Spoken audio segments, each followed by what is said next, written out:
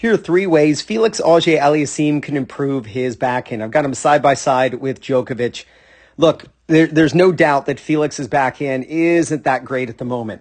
So let's talk about this. The first thing is I want you to notice where Djokovic gets his racket before it begins dropping. He takes his racket back 180 degrees. Now, this is a slightly different camera angle.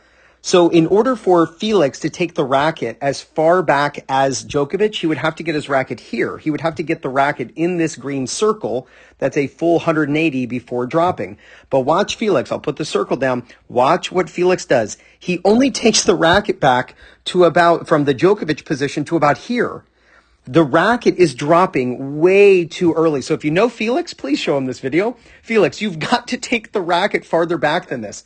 You want to take the racket all the way back. If you look at this guy right here, he is looking at the edge of the racket. This is what Vic Braden called on edge, getting your racket all the way on its edge before you drop the racket. This makes it smoother, and it also allows you to use an inside-out swing. Let me show you this.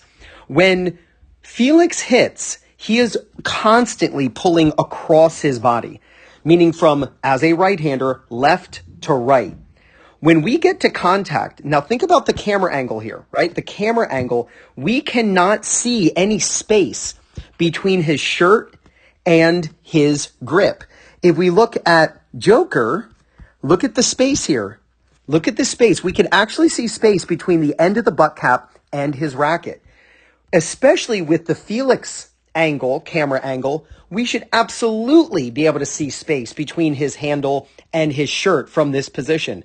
But because he doesn't take the racket back far enough, it's a little bit like Steve Johnson, where he doesn't take the racket back far enough, and then he has to pull across his body as he hits the ball, rather than doing what is called inside out, which is swinging away from the body. That's how you get pure topspin on your backhand. Now, I'm sure right now in the comment section, someone's talking about, well, this is an open stance and this is a closed stance. Has nothing to do with it. Absolutely has nothing to do with it. An inside out swing and taking the racket all the way back 180 degrees has nothing to do with open stance and closed stance. So you can just stop even though it'll hurt the algorithm, you can stop typing right now. And then the last thing is I want you to look at the finish.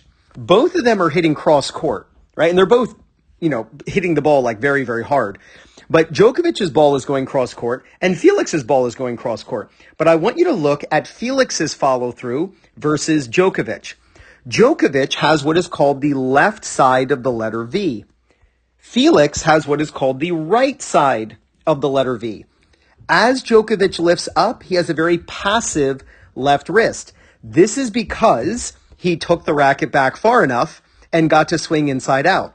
Felix did not take the racket back far enough initially, and now he's swinging outside in, and he's snapping the left wrist, which just changes the racket face through contact too much, and it's too hard to control and too hard to regulate.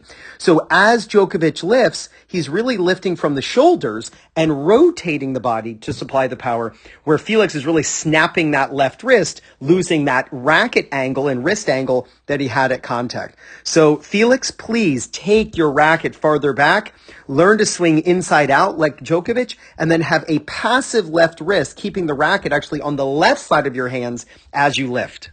Now, the best way to practice these techniques is at home with a Topspin Pro. You can get a Topspin Pro using my link in the description. I'm also going to pin it in the first comment.